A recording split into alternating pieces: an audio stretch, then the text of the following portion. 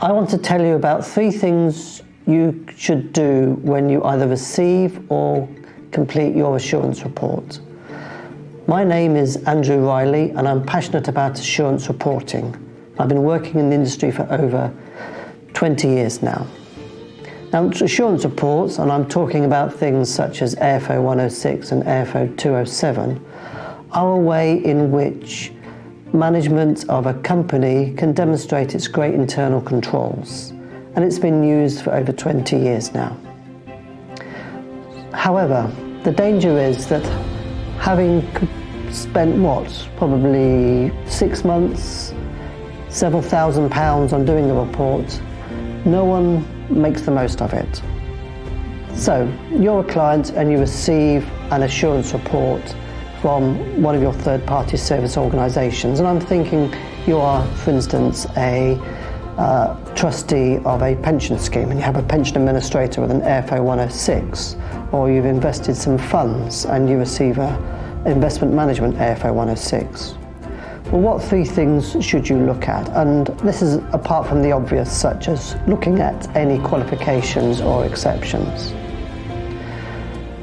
Firstly, I would say look at what kind of testing's been done. It should either be inspection, observation, reperformance or inquiry. In the main, you should have mostly inspection. And have a look at the auditor's sort of detailed comments. It should be giving you information about exactly what was looked at. You would always expect, if there's observation control activity, that will also be linked into some inspection work as well. Secondly, looking at the timing of when the report was finished off. The industry standard is about 3 months. If it's a lot more than that, then there are questions to be asked about why did it take so long to complete? And that might be pointing at some issues at that third-party service organisation, that pension administrator, that you may need to dig in a bit deeper into. And also, don't rush straight to where you find the exceptions. There's a control environment and business overview section, which I find fascinating. That can really inform you about how much this third-party service organisation really cares about its company and how it wants to present itself.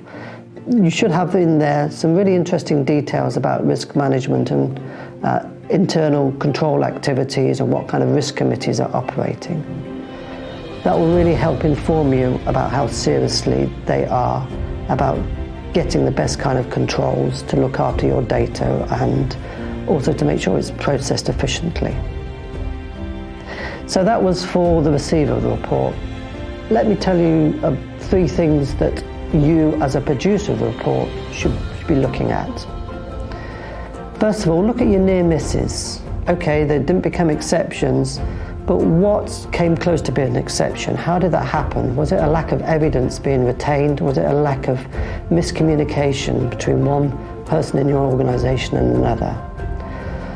Secondly, look at the pinch points of the evidence responses so that the people in the various teams, say IT, say communications, say initial processing, or say reporting, who was, say, a little bit tardy about actually getting the evidence to the service auditors.